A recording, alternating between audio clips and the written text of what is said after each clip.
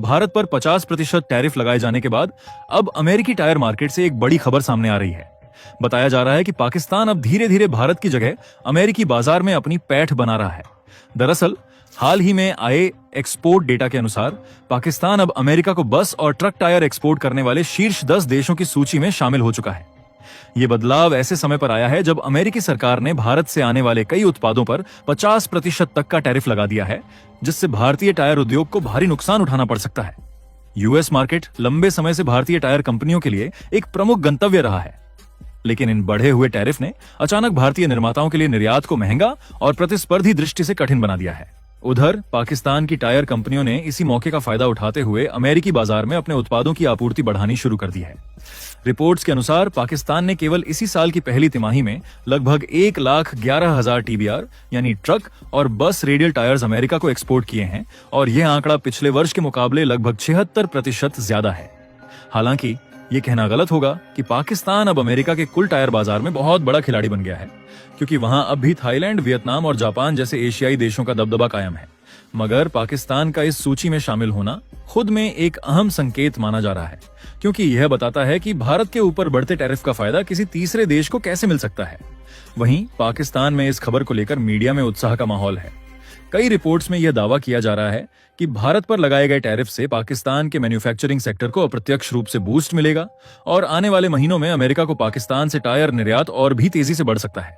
हालांकि यह भी उतना ही सच है कि पाकिस्तान की टायर इंडस्ट्री का आकार अभी भारत के मुकाबले बहुत छोटा है, जिसका बाजार मूल्य लगभग $25 मिलियन के आसपास है, जबकि भारत की टायर इंडस्ट्री का मूल्य करीब 13.5 से 16 अरब डॉलर के बीच बताया जाता है।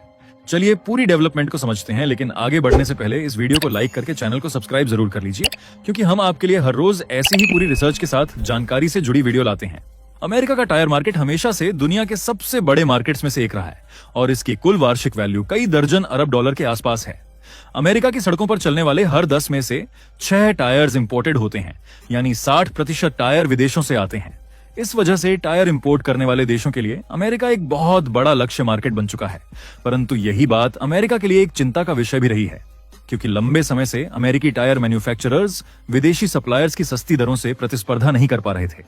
यही कारण है कि पिछले कुछ वर्षों में अमेरिका ने लगातार अलग अलग देशों पर एंटी डंपिंग और टैरिफ की नीतियां लागू की हैं।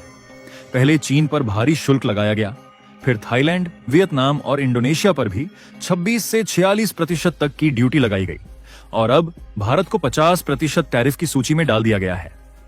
यह टैरिफ दरअसल सिर्फ एक व्यापारिक कदम नहीं बल्कि राजनीतिक निर्णय भी है, क्योंकि अमेरिका की सरकार अपने घरेलू उद्योग को बचाने और रोजगार को बढ़ाने की बात कर रही है। पर असलियत में इस तरह के फैसले वैश्विक सप्लाई चेन को अस्थिर करते हैं और छोटे देशों को अस्थायी अवसर दे देते हैं। यही वजह है कि पाकिस्तान जैसे देश अचानक इन बदलावों से लाभ उठाने लगते हैं।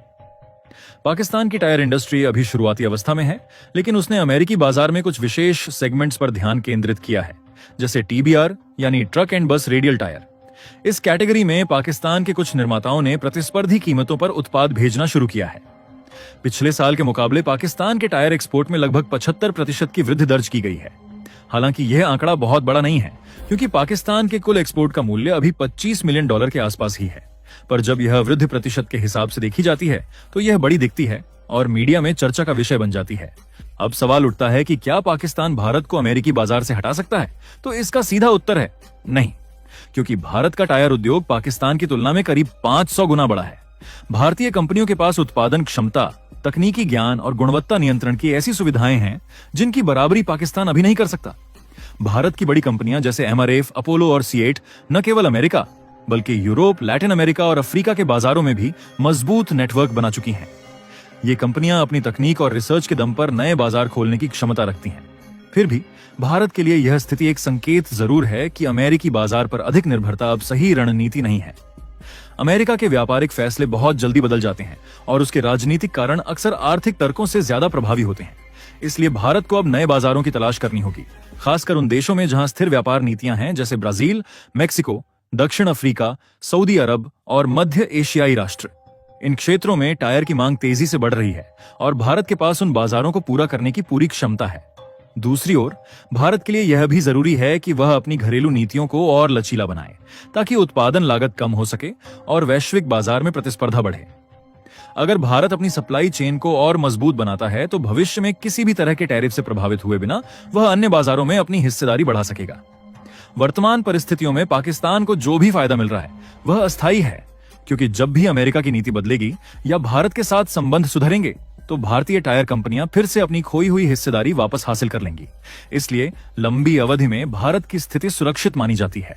अंत में यही कहा जा सकता है कि यह पूरा मामला हमें यह सिखाता है कि अंतर्राष्ट्रीय व्यापार केवल उत्पाद की गुणवत्ता या कीमत पर नहीं, बल्कि राजनीतिक समीकरणों पर भी निर्भर करता है। जो देश इन समीकरणों को समझकर अपनी रणनीति बनाते हैं वही लंबे समय तक टिक पाते हैं। भारत को अब यही करना होगा ताकि आने वाले वर्षों में उसकी टायर इंडस्ट्री न केवल अमेरिकी टैरिफ से बल्कि किसी भी तरह के वैश्विक उतार चढ़ाव से सुरक्षित रह सके।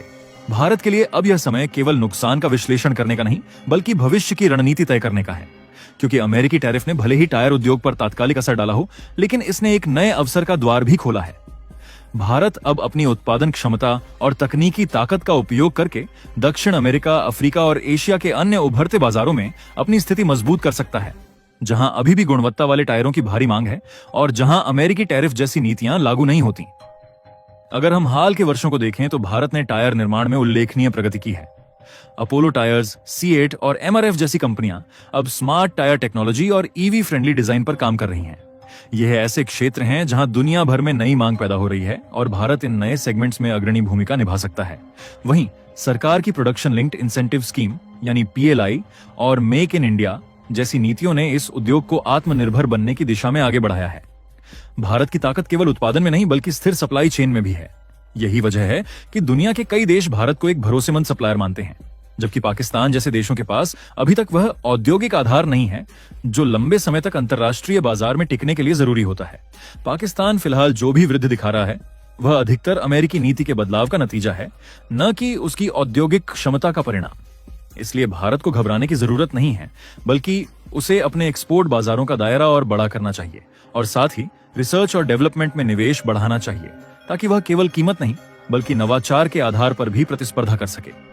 जब भारत इस दिशा में मजबूती से कदम बढ़ाएगा तो किसी भी देश के लिए उसे रिप्लेस करना आसान नहीं होगा।